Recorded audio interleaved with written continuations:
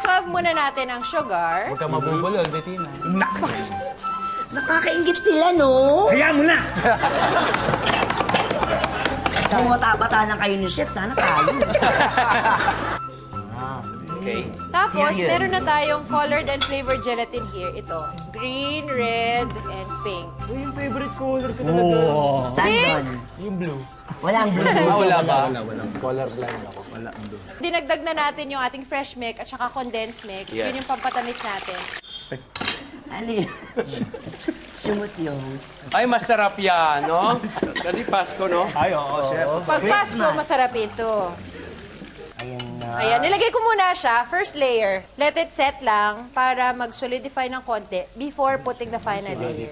Solidify. Kasi pag nilagay ko lahat, baka lumutang siya. Wala sa ilalim. Yan na. Galing, ha? So, ang ating cathedral window jello cake, i-ref na natin to set para maging solid na siya.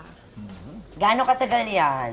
Mga 1 to 2 hours. 1 to 2 hours. Sakto, Noche Buena, di ba? 12 o'clock. Oo nga. Finally, ang ating cathedral window jelly. Ang ating cathedral window jelly